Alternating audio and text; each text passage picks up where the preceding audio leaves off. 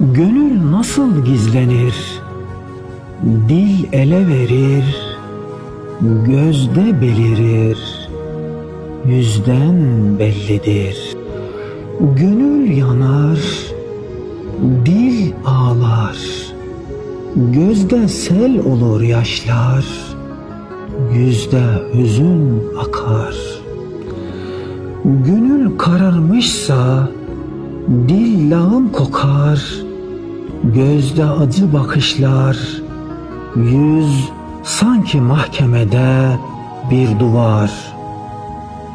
Gönül güle yansın, sözünde gül aksın, gözün gül gibi baksın, yüzün gül açsın. Çünkü sen insansın.